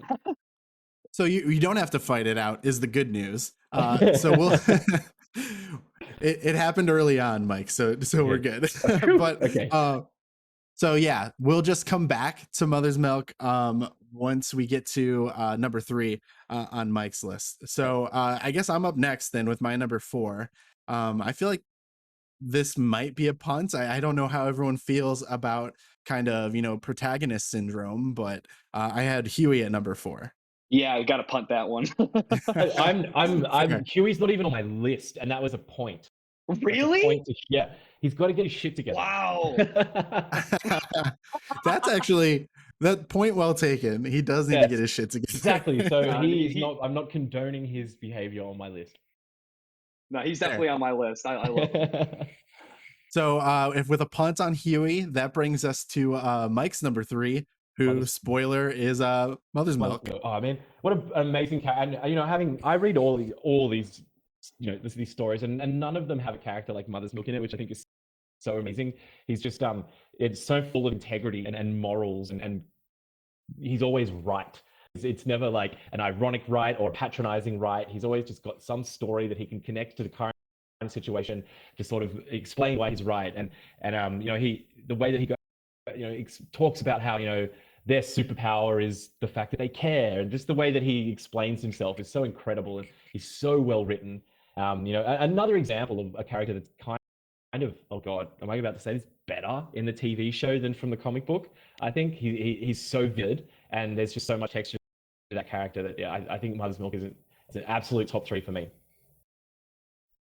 Yeah, I mean, and I think there's something interesting because he doesn't want to be involved. Like you keep seeing he's being dragged into it by Butcher because he's a friend, but he's like, man, I'm a dad. Like and then like again, Butcher comes in and he's like, well, yeah, so protect your daughter, and he's like, okay, you're right, I have to.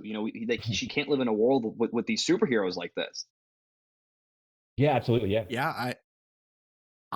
so didn't make my list, and it really, he was very worthy of it. The issue I ran into when I was doing this was like, I'm looking for like the most interesting characters was kind of my criteria. So it's like, do I want the most like virtuous characters, which I think he kind of more aligns with, or do I want people that are like corrupted and like, and which is more interesting to me? And so I think I leaned a little bit more towards the corruption side of things personally. And that's the only reason he didn't make my list, because it is very interesting character. Everything that you guys said, I totally co-sign. So we are up to then Josh, your number 3. Yeah, my number 3. So my number 3 is actually Frenchie. Nice. That's actually my number 3 as well. So let's get into it.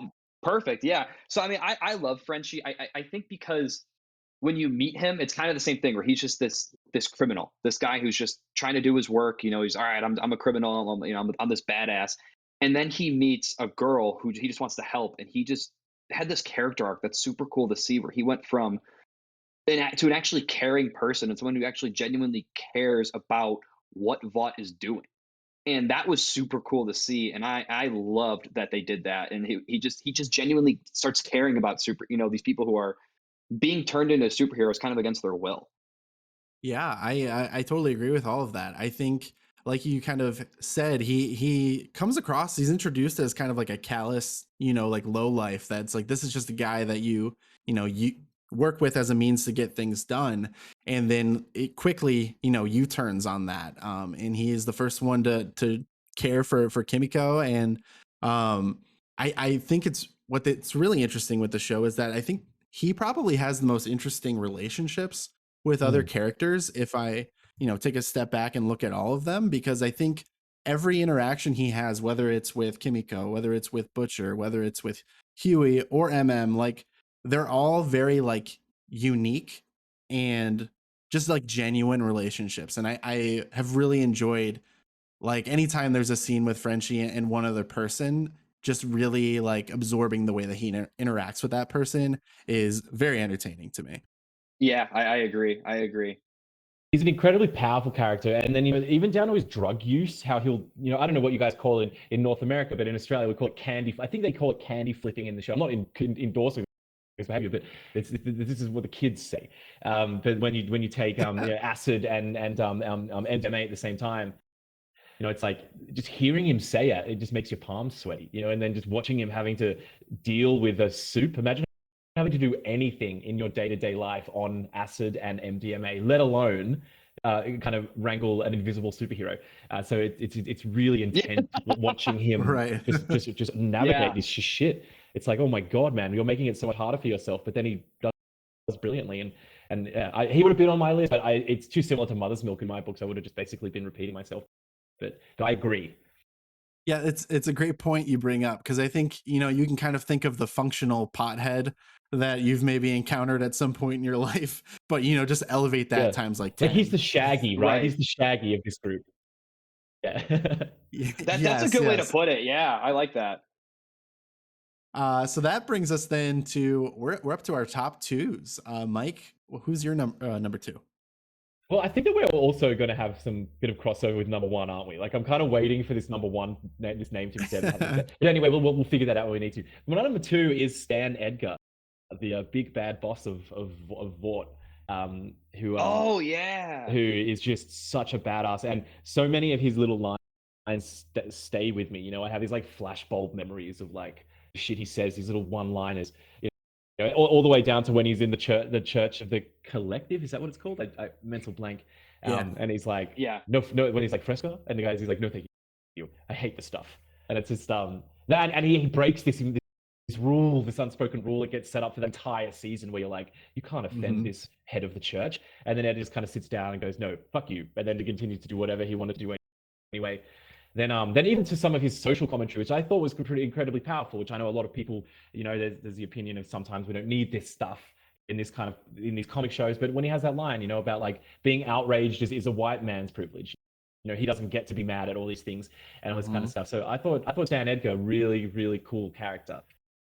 Yeah, it was hard to leave Stan Edgar off my list, to be honest, because not only, everything you just said, but also just the sheer gravitas that Giancarlo Esposito brings to every role, but this role as well. Yeah, I mean, as an actor, he is so powerful with everything he does. Like, I mean, another show I absolutely love is Mandalorian, and he was awesome in that. And Breaking Bad, he's awesome in that. Just everything he does, he's so good at being a bad guy too. Not just that, like I don't want to so split hairs, but like he's so good at being the bad guy behind the scenes of the bad guy that you've been watching for the entire season. Like he's pulling the strings of the main exactly, shit, and he's just so understated and creepy and wonderful. Imagine, I always think about like having a beer with that guy. I bet he's a great dude. Oh, everyone says he's the nicest. He's like the nicest dude in the world. Yes, I love it.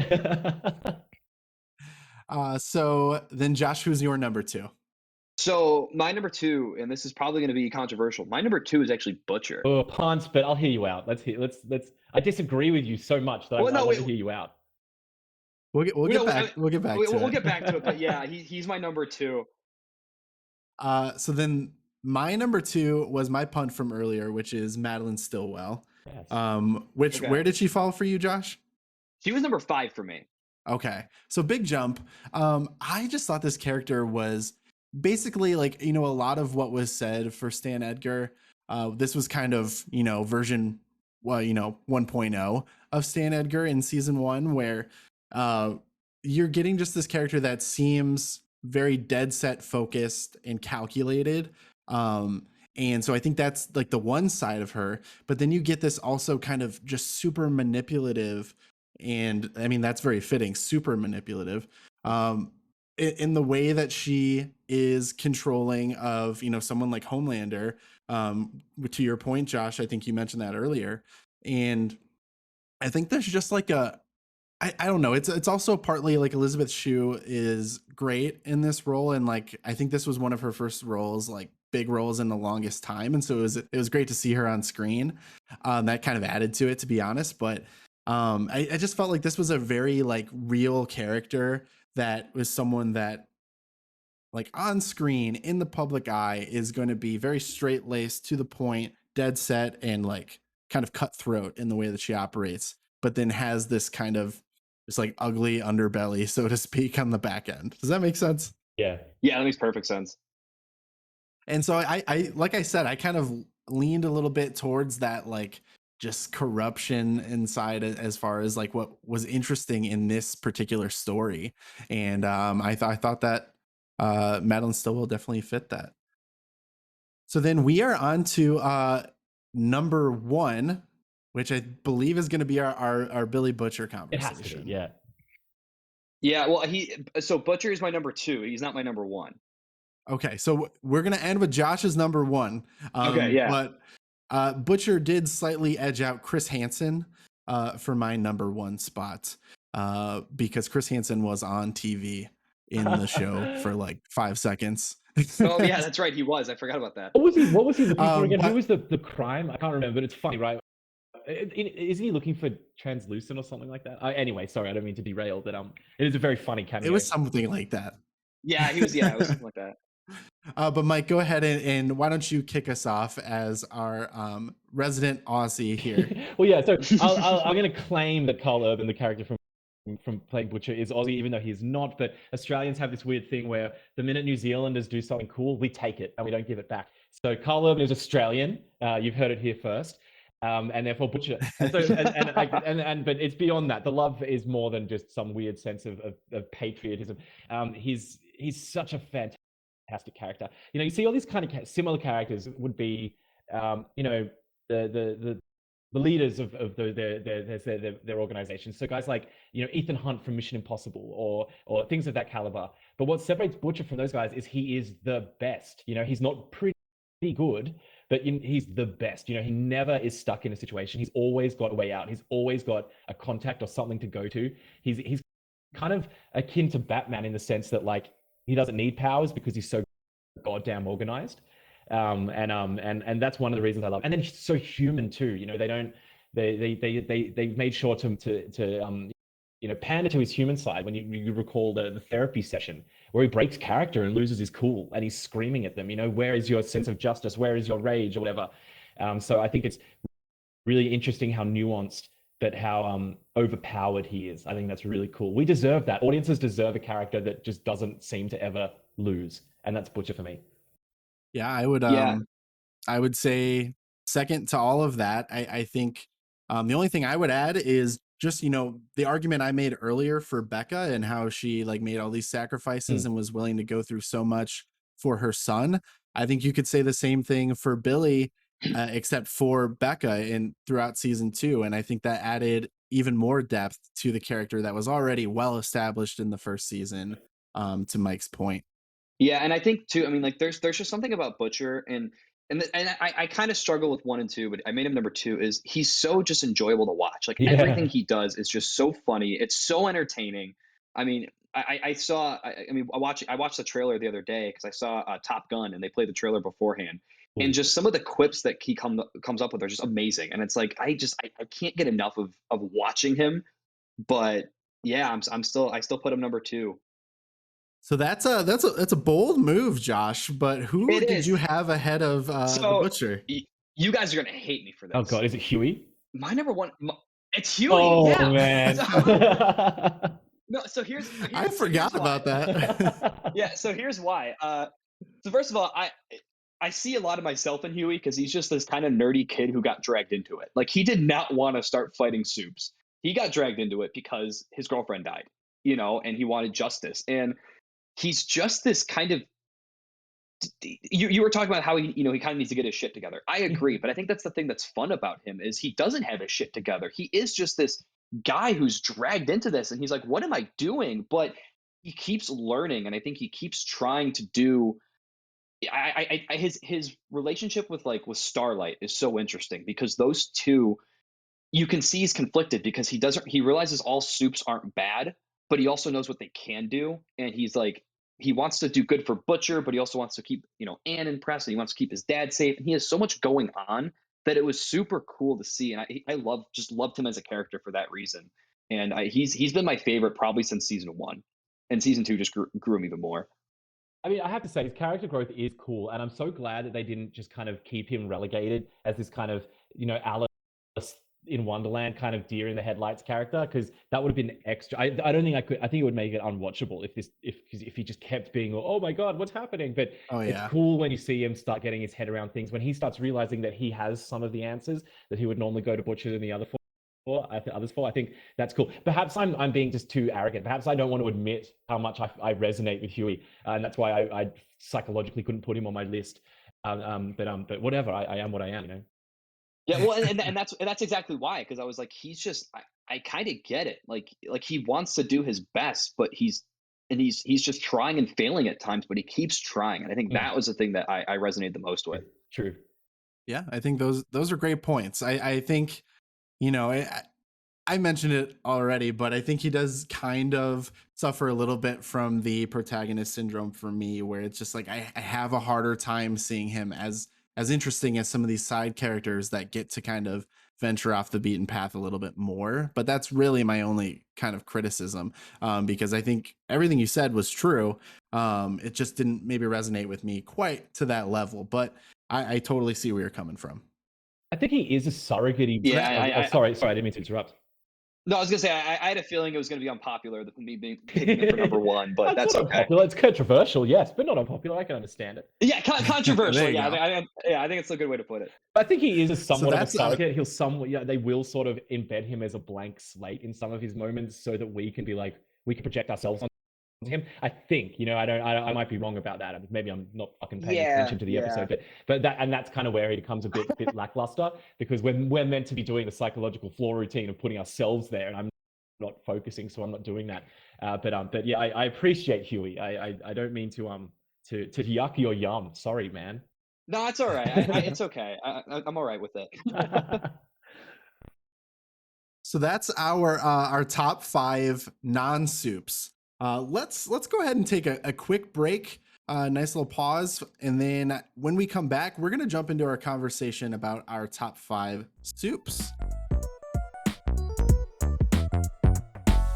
Okay, so we are now back, and it's time to kick things up a notch. Let's inject a little compound V, so to speak, and jump into our soups list. Let's do it. And my number 5 is not going to be like chicken and wild rice or something, because we're over that joke. It does not need to be made.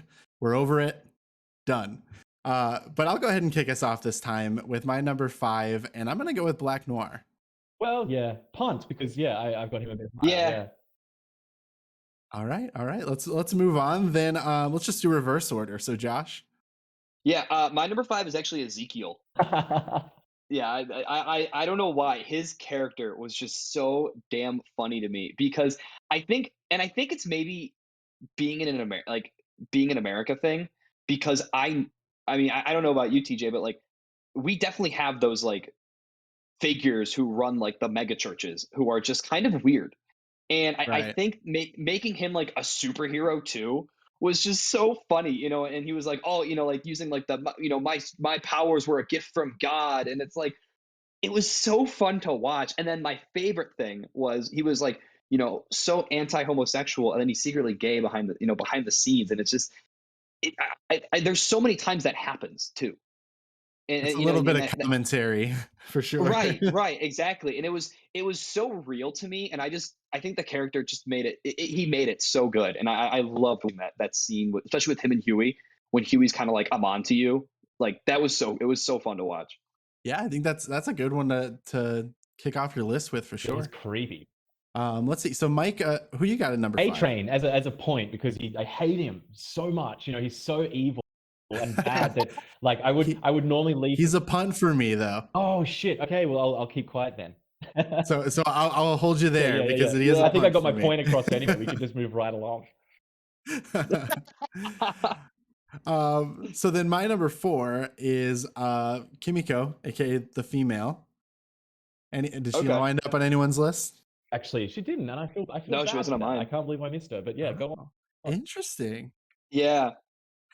So yeah, she almost ended up higher on my list. But again, I think that this is a, you know, kind of the dark backstory kind of thing, and also seeing the development of her character as she's warmed up to the rest of the boys, and also like getting to see her like actively, you know, take action against, you know, the kind of giant entity that has wronged her, that has brought so much pain to her life and everything, is very satisfying. And to actually see her, you know, be able to get some of that frustration out. And honestly, like she is also the vehicle to get some of our frustration out as the audience. Like when there's characters that we just absolutely hate, like Stormfront, and we get to see Kimiko just wailing on her as, you know, part of a group. But that happens a few times, I feel like, throughout. And also just being the only super powered member of the boys, the main ones, is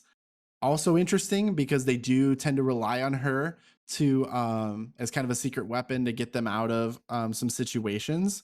And so I think in that way she also does a lot of the heavy lifting, so to speak. Yeah, I think those are all great points. I second all that. Very concise from Yeah. Mike. I haven't really thought about it too much. You know, I'm just in awe of how powerful she is. I wish that I'd spent a bit more time putting her on this list, because I feel like we might need to cut, and I need to come back with Kimiko on my list. But anyway, I'll persevere. We'll power through. So then Josh, who's your number 4? So mine, we barely saw him as a character, but Love Oh, Sausage. punt. Sorry, man. I don't want to take that from you, but we'll talk about it in a bit. No, you're good. Yeah, that's fine. You're coming with the deep cuts on this too. I know. Awesome. Okay, so then Mike, you're number 4. Mine is somewhat of a deep cut. I think he probably even gets less screen time than Love Sausage. But here we go. Laser Baby is my number 4 top soup. Yes. Okay. I almost put Laser Baby on my list. I mean, purely for the fact that he is just 100% effective. No bullshit. There's no annoying subplots. There's no annoying dialogue. There's no unrealistic situations. He is just all action. He kills everyone he interacts with, and is very silent, very quiet. And then just the show moves on after he does his bit. And so for that, Laser Baby absolutely gets a place in my top 5. Yeah, I agree. Laser Baby was one of the funniest scenes. Just put your swinging a baby around and shooting lasers out of his eyes. It's one of the best scenes. It's so resourceful, and for just pure entertainment value, I think totally worthy of a top 5 spot. Yeah. So then are we up to number 3s? So, yeah, we're 3. Real. Cool. My number 3. Okay, this is where we can have the A-Train conversation. Yep. So Mike, I'll let you kick this off. Well, you know, I hate him. You know, it's like he's a frustrating dude. He is just constantly making situations worse for himself, and that's my pet peeve when it comes to characters in stories. Anyone that goes out of their way to make their own situation worse, and that's A-Train all the time. So I can't stand him. So I put him as number 5 as a point. If he's listening, A-Train, get your shit together. We have a newsletter of people that need to get your shit together newsletter. It's a short list, but it's an important list nonetheless. Josh, you were starting to say something? Yeah, I was gonna say. I mean, A-Train he's always a fun character. I agree. He's one of the worst, because I think he's one of the like genuinely bad people. Mm-hmm. Like I think some of them were corrupted. I think he's just genuinely bad, and he's just so selfish. And he's always fun to watch, but yeah, he didn't make my list, unfortunately, but I do like him as a character. I think that was the biggest thing for me, Josh. Your point there about him just being like just a bad guy, and the way he's just so self-obsessed and he's so image focused and everything, and like just does not care, like this lack of compassion and sympathy even for any other people, like the way he just straight up runs through Robin in the first episode, setting in all of this into motion, and then is like cracking jokes about it later, like. And at the same time, then we also see him struggling with the idea that he's getting slower and that someone's going to be faster than him and like take his place in the spotlight, and how just like crippling that is for him. Like he is just like Yeah, that's a bad guy. I don't know if you guys watch I Think You Should Leave. But that is just the biggest thing. I think this is just a character that I absolutely love to root against in this show. So both of your points, I totally am in support of. So then, yeah. Well, oh I no, was go gonna say, ahead. because my number 3 was actually the Deep for some of the same reasons. Where I feel like, although I think he wasn't a bad guy, I think he was one of those who was kind of corrupted by the power, and but he's just genuinely like he just jokes about it, and I think he, like there's so many things that come out about him. I think the dolphin scene with him is one of the best when he tries to steal the dolphin, but I don't know, like he's this character that like I feel like he's trying to prove himself to so many people because they kind of think of him as a joke, and in doing that he overreacts and he oversteps, and Right. yeah, I mean, I do genuinely actually hope that he gets back on top because I think he is one of the better characters. He's super fun to watch, and he's kind of down in the dumps right now, which I think he's going to come around. I think it'll be interesting if they give him a full redemption arc back into the 7. I don't think they will. I think that they're just going to continue to do bad shit to him. Like he'll be that character. Like he'll get a step up, a 5 step backwards. I think Yeah, that he'll forever be being punished for what he did for Starlight. But I think The punching But I bag. think that you're right. I think that they've done a really wonderful job in not just painting him as this disgusting sexual abuser. They've added this kind of layers to it, which are incredibly realistic to reality, and how, when it's of course there are those instances where these people are just disgusting and they just go around and abuse people. But, often there's this kind of situations where you're right. They're corrupted by power. They've become accustomed to taking. They don't want to be seen as weak. And you can tell that he does all of this just to impress Homelander. He just wants that kind of cred. So I think it's really interesting to see where he goes. So even if it's worse or better, I'm just incredibly interested to seeing where the Deep goes. And such a fantastic actor as well. Chase Crawford, right? That's his name? yeah. Chase From Gossip Crawford's Girl, awesome. amazing, yeah. A Gossip I mean, Girl from what? reference. I don't love know. it. I don't know what else he's from. Your number 3, Mike. My number 3 is a weird one. It's not like it's a bit of a preemptive strike because I'm anticipating him to be in this season. And again, in huge neon shining letters, I don't support this character's behavior. He's a fucking freak. But Tech Knight from the comics, I have a feeling he's going to pop up in this season because some of his other, he's a colleague of Soldier Boy and Eagle. So Tech Knight is kind of like the Batman analog, except he is a menace and a terrible person in every single way, shape, and form. But I'm excited and hoping to God that we get to see this twisted, rotten, horrible, toxic Batman on our screens this year. That'll be interesting. Well, that definitely sounds caught cool. me off guard, but I am ready to sign up wherever I need to because you just described a toxic, ruthless Yeah. Batman, and I'm here for that. Yeah, I'm definitely Just down some for that. That background sounds in cool. this season, in this universe, the Alfred analog actually snitches on him to police because he gets so sick of how evil he is. So it's kind of like, imagine if Alfred dobbed on Batman to the police because you just want to get rid of him. So that's the kind of evil Tech Knight is. But he's part of the Payback team, and it seems like there's a few of the Payback team, Soldier Boy, Eagle the Archer, and I think Crimson Countess, the lady we see dressed in red. I think we see her in the trailer. So I could be completely making all of this up, but I have a good feeling that Tech Knight might make a cameo. I'd love to see it for You sure. heard it here first, and if it doesn't happen, you didn't. Selective memory. Exactly. Write it Schrodinger's down, Tech Knight, but yeah. in pencil. So we're up to number 2 now. I'm curious. I mean, I imagine this is probably going to be a punt, but I have Homelander. So yeah, so all yours, man. He's my number. He's my number 2 actually as well. Oh, okay, perfect. So Yeah. let's talk about it. Homelander, obviously. Okay, so my biggest thing in all of comics is I hate Superman, and I just want to put that out there. I hate I think we all Superman do, right? as a character. Yeah, I think because I think the thing with the Superman is just like, what's his weakness? Like, even though it's like it's kryptonite, but it's like, but he can stop anything, and I think that's what we're seeing with Homelander, and I kind of agree with you to that. Yeah, that's exactly it. Because my biggest issue with Superman is not, who he is and what he stands for. It's that Superman was literally invented to be, as like this, not obviously not the first superhero, but like the first, big superhero, to the point that nothing was insurmountable. Like he could overcome anything, and they wrote this character that way.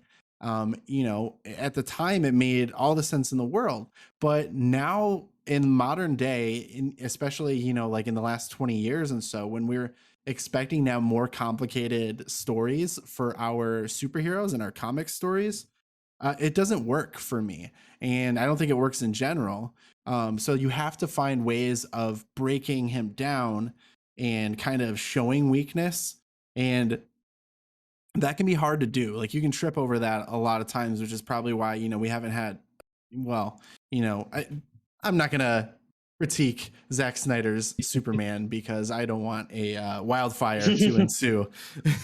But Yeah. Well, and well, even to that, like I feel like because Superman is such like he's such a part of like the American psyche as like this amazing good guy, and I think the thing that intrigues me about Homelander is he's not. He's a dick. Like in every single, he is an evil, evil, evil person. And I think that's so intriguing to watch is because like I don't know if anyone saw, I forgot the name of the movie, but it was like it was I can't remember it. It was something with like a kid Superman who Brightburn. Brightburn. Yes, Yeah. thank you. Yep. The whole idea of an evil Superman is terrifying and cool. And I think you could go like the horror aspect, or he's just like a killer. But I think Homelander is still has this facade of trying to be good and still tricking the general public. And I think it's interesting too that the whole American population, America falls for it. That he's this great guy, and he's not. He is a horrible human being. And it's so fascinating to watch that, and I love watching that. I think the best thing we ever get with him is when he's on top of the building jerking off I can do whatever the fuck I want. Like that is him to a T. Yeah, absolutely. I've always felt like, as much as I dislike Superman as a hero, I've always thought that Superman would make an amazing villain, to the point of, I think that's the highlight of like Batman v Superman, is that we have someone that you can actually root for fighting against a Superman character. And that's what this whole show is we're rooting against this, like the Goliath versus, where we are Goliath fighting David. It's the other way around. And so that's why I love what Homelander brings as a character to the story. You literally couldn't do it without him. Yeah, I agree. So then your number 2, Oh, Mike. love sausage. Purely because I knew that we were going to be getting to the Black Knights and Homelanders, and I wanted to throw in a little bit of a curveball. Curve. That's an interesting word to have used, considering what we got to see of Love Sausage. But yeah, yeah, because he was my number 4, and I loved it. Just a little bit we it's saw of him was fucking awesome. funny. And we needed that breakup. We needed, after like seeing so much blood and gore and things exploding, we really needed to see Mother's Milk have to like double hand jerk off a huge dick that was trying to suffocate him. We needed that, and therefore this list needed that too. So that's about all I had to say about Love Sausage. I don't think there's much more to the character. I believe in the comic he is he's part of the Russian contingency of superheroes. I can't recall, but so please don't flame me if that's wrong. But there's a bit more to him in the comics. But in the show, I'm so happy with what we got. Just a little bit of shots of his dick. Put it at that. Yeah, that's a good way to put it. So yeah, I do think that your list needed that, and so I'm glad that you you guys provided it. understand. Some gratuitous nudity. Yes. So we're up to our number 1s now. My number 1 was Starlight. Okay. That's Cool. mine. That's mine too. We're on the same wavelength with these ones, Yeah, Josh. yeah. I'll kick it off a little bit. So Starlight, I think is a very interesting character because we see kind of the influence like of her mother, especially, you know, in season 1, trying to push her to, you know, be kind of like a dance moms type of situation where it's like, I want to live through your fame and like I need you to be successful because that means I'm successful type of thing. And then the way that she just like not only deals with that, but then kind of rebels against it, like literally like on stage talking against everything that her like mom believes in and that Vought wants her to talk about is just awesome and badass. And then just the way that she also operates as kind of like a double agent on the 7, but still working with the boys to kind of undertake or take everything out from underneath. It's super interesting. Josh, what was your take? Yeah, and I think Huey and her are very similar because they're both being pulled in so many different directions, and I don't know why I love the character that is like that. You know, just is kind of a relatable character because you can see she just wants to do good and she wants to be herself. And I think it's interesting because I just a little backstory. I mean, I come from an acting background, and I was going to be an actor, and I think seeing her go from like like this is who I am to like, but this is what they want me to be with the persona, with the costume, you know, everything. It was just like she had to balance that of like, this is who I am, but this is who they want me to be. And I think it's been really cool to see and fun to see. And she's also really powerful. I like how they actually genuinely show how powerful she is. Yeah. And how much she cares about just people in general. And it's fun to watch her. And I'm really excited to see. I think her and Homelander could go toe to toe pretty well. And I think want to that's a see good that. point. I think that they're gonna, I have nothing to base this off, but I suspect that they're gonna kind of bring her in as incredibly overpowered. Like they'll have her like turn out she's been holding back this entire time, and then she can fuck anyone up with just with one flick of her finger, including Homelander. But she's playing weak because she doesn't want the attention. I think that might happen.